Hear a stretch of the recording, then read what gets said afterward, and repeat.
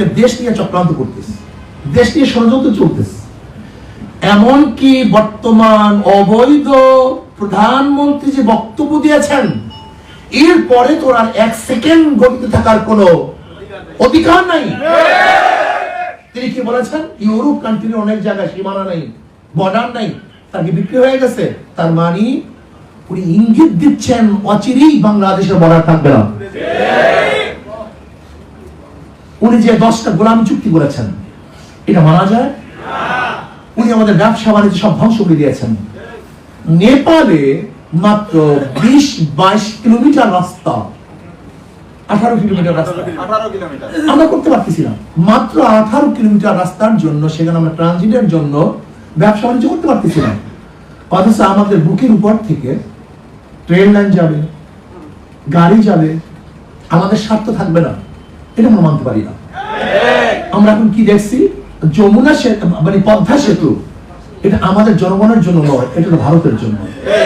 আব্বাজান রহমতুল্লাহ আলাইহি অনেক আগেই বলেছেন, আওয়ামী লীগ ভারতের দালাল নয়, ভারতের সরকার। কিন্তু ভারতের সরকার বাংলাদেশের স্বাধীন রাষ্ট্র সরকার হয় কিভাবে, থাকবে কিভাবে? থাকতে পারে না।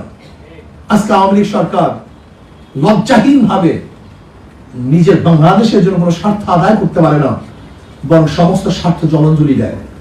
আজকে বর্ডারের মধ্যে অবৈধভাবে আমাদের দেশে মানুষকে হত্যা করা হচ্ছে, সেই ব্যাপারে কোনো চুক্তি করতে পারে না, পানি নিয়ে কোনো আলোচনা করতে পারেনি। আমাদের দেশের পণ্য সে দেশে যাবে, এরকম কোনো চুক্তি সেখানে নাই।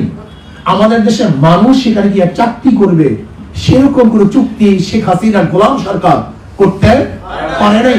আজকে আমাদের নৌবন্দর তারা ব্যবহার করবে, সেই চুক্তি করে আসছে।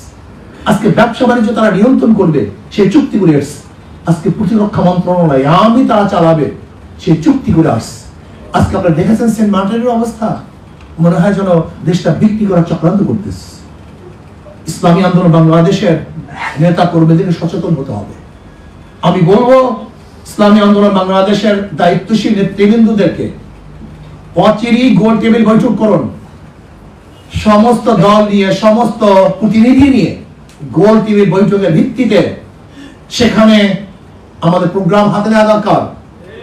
বাংলাদেশে এই অবৈধ ভারতের সরকারের বিরুদ্ধে বাংলাদেশের প্রত্যেকটা নাগরিক ঐক্যবদ্ধ করে এমন আন্দোলন করে তুলতে হবে যেখানে ভারতের সরকার বাংলাদেশে থাকতে পারবে না। কাজ করতে হবে, উপায় নেই। দেশ রক্ষা করতে হবে, এই ভূখণ্ড রক্ষা করতে হবে। এর কারণটা কি? এখানে আমরা যে আসছি, কাল বিদেশে বাড়ি নেই, একজন প্রত্যেকের বাড়ি এখানে, ঘর এখানে, কিন্তু যারা সরকার চালায় ওদের হাজারো দেশে বাড়ি আছে, ওদের পালাবার জায়গা আছে। কিন্তু আপনার আমার এই দেশ ছেড়ে যাওয়ার কোন জায়গা নাই। এই ভূখণ্ড রক্ষা করতে হবে, এই মাটিকে বাঁচাতে হবে, এই দেশে থাকতে হবে। এই ভূখণ্ড রক্ষা করার জন্য আপনাকে আমাদের সর্বোচ্চ ত্যাগ করতে হবে, আর একটা যুদ্ধ করতে হবে, আর একটা যুদ্ধ করতে হবে। সেই যুদ্ধের জন্য প্রস্তুতি গ্রহণ করতে হবে। সেই প্রস্তুতি গ্রহণ করার জন্য আজকে প্রতিনিধি সম্মেলন। অচিরেই যখন আমাদের ইসলামী আন্দোলন বাংলাদেশের শ্রদ্ধাভাজন আমির আমাদের ডাক দিবেন, আমরা যেখানে যে অবস্থায় যেখানে থাকি না কেন, রাস্তায় ঝাঁপিয়ে পড়ার জন্য রাজি আছি ইনশাআল্লাহ। সবাইকে ঝাঁপিয়ে পড়তে হবে। দেশের অবস্থা খুবই খারাপ, আপনি বিশ্বাস করবেন না, খুবই খারাপ, খুবই খারাপ। দেশকে বিক্রি করার চক্রান্ত চলতেছে।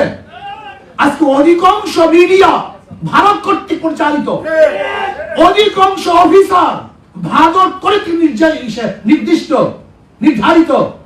আজকে অধিকাংশ মন্ত্রী ভারতের প্রেসক্রিপশন হয়েছে। আজকে সচিবকে ট্রান্সফার, সচিব হবে কে?